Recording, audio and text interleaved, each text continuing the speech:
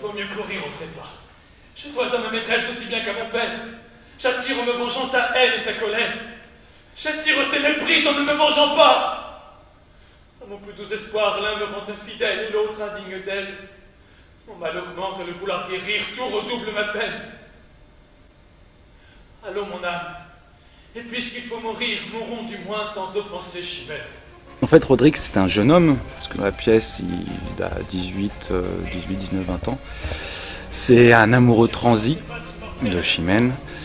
Et c'est quelqu'un qui tient aussi beaucoup à l'honneur de son père, qui est tiraillé entre ces deux états, soit être fidèle à Chimène, ou soit être fidèle à son père et à venger l'honneur de son père. C'est un tiraillement entre ces deux choix qui lui sont offerts. Le conte est donc si vain et si peu raisonnable. Ose-t-il croire encore son crime pardonnable? Je l'ai de votre part longtemps entretenu. J'ai fait mon pouvoir, sire, et n'ai rien obtenu. Justicier! Ainsi donc un sujet téméraire a si peu de respect et de soin de me plaire. Il offense Don Diego et méprise son roi.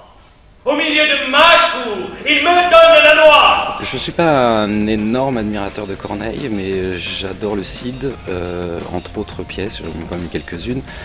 Personnellement, je préfère Racine, mais je trouve que le Cid est une pièce absolument merveilleuse. Et j'avais vraiment très envie de la monter. La beauté des vers, l'immense poésie qui peut se dégager parfois dans les vers, et le fait que ce soit un grand classique, sinon le grand classique de la tragédie française. Et madame a des destin si tragique. Ne vous imposez point de loi si tyrannique. Quoi? Mon père étant mort et presque entre mes bras, son sang criera vengeance et je ne l'aurai pas. Mon cœur, honteusement surpris par d'autres charmes, croira ne lui devoir que d'impuissantes larmes. Et je pourrais souffrir qu'un amour suborneur sous un lâche silence étouffe mon bonheur. Madame, croyez-moi, vous serez excusable d'avoir moins de chaleur contre un objet aimable, contre un amant si cher. Vous avez assez fait. Vous avez vu le roi.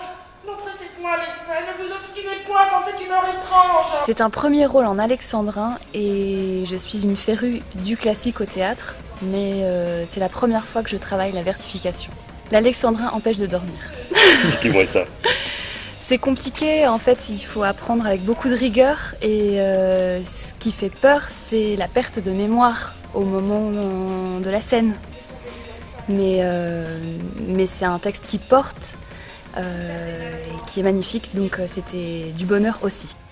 Ô rage, ô désespoir, ô vieillesse ennemie, n'ai-je donc tant vécu que pour cette infamie? Et ne suis-je blanchi dans les travaux guerriers que pour voir en un jour flétri tant de lauriers? Mon bras qu'avec respect toute l'Espagne admire, mon bras qui tant de fois a sauvé cet empire, tant de fois a fermé le trône de son roi, trahit donc ma querelle et ne fait rien pour moi. Don Diego, il a certes, des alexandrins peut-être les plus connus de la langue française, voilà. Le orage au désespoir. Bah voilà, par exemple, l'orage au désespoir, au vieillesse ennemie. Donc, quand vous dites on va faire ce rôle, on se dit bah écoutez, comment je vais faire ça quoi? Pour paraître un petit peu original, donc il faut pas. C'est des questions qu'il ne faut pas se poser. Ouais. Parce que très franchement, ça fait peur. Il envoie son fils au charbon parce qu'il a pris une claque dans la figure. Ça peut paraître bizarre, hein, parce que moi je sais pas. Il a un peu soupolé alors. Ah, il a un petit peu soupolé là. Ouais. C'est clair. Rien C'est clair, là, soupolé. il déclenche un truc énorme. Pour un soufflet, il déclenche un truc énorme, mais c'est comme ça. Quelle cruauté! Que tout en un jour tu le perds par le fer, la fille, par la vue. Ôte-moi cet objet que je ne le puis souffrir. Tu veux que je t'écoute et tu me fais mourir. Je fais ce que tu veux. Et sans quitter l'envie de finir par tes mains ma déplorable vie.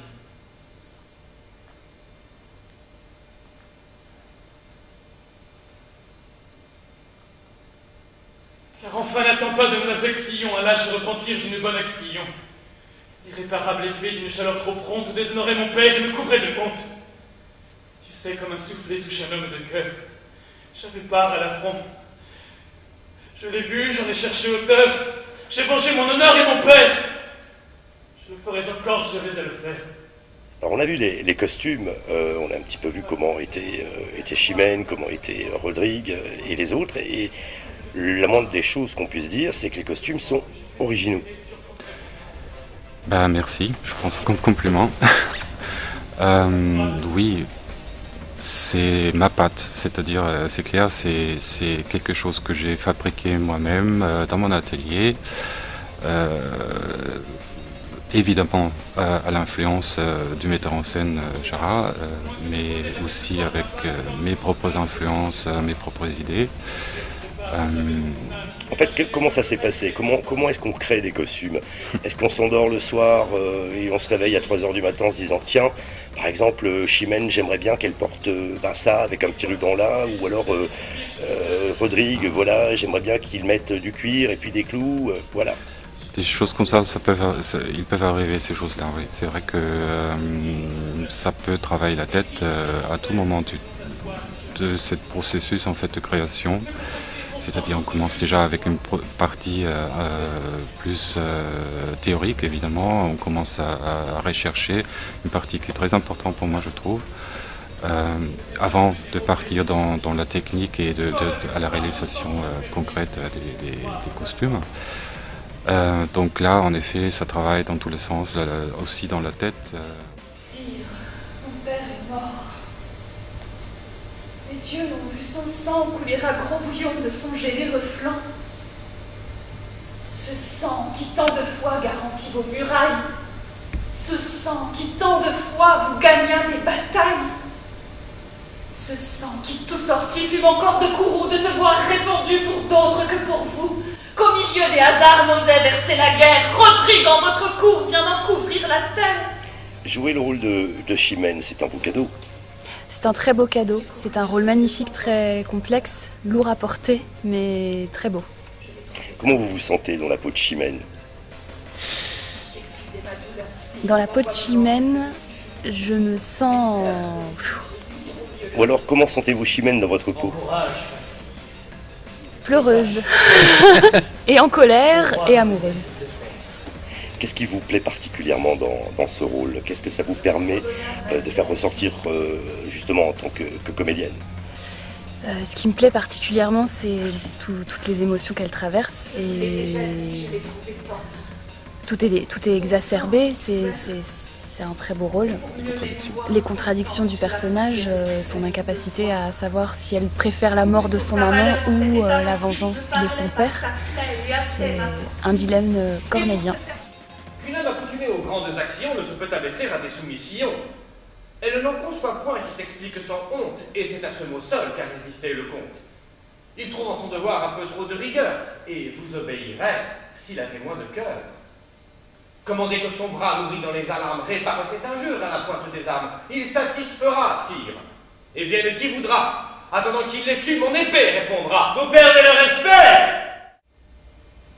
Va, je suis ta partie et non pas ton bourreau. Si tu m'offres ta tête, c'est à moi de la prendre. Je la dois attaquer, mais tu dois la défendre. C'est d'un autre que toi qu'il me faut l'obtenir, et je dois te poursuivre. Et non pas te punir. Quoi comme à faveur notre amour t'entretienne, ta générosité doit répondre à la mienne. Et pour venger un père, emprunter d'autres bras, ma Chimène, crois-moi, c'est n'y répondre pas. Ta main seule du mien sut venger l'offense. Ta main seule du tien doit prendre la vengeance. Si vous deviez me citer justement un vers en alexandrin de ce Cid, lequel me citeriez-vous? Lequel vous plaît? Lequel me plaît? Cette obscure clarté qui tombe des étoiles, enfin avec le flux, nous fait voir 30 voiles. Je pense que c'est, à mon avis, l'un des plus beaux et les plus poétiques, parce qu'il faut avoir osé mettre ensemble obscur et clarté.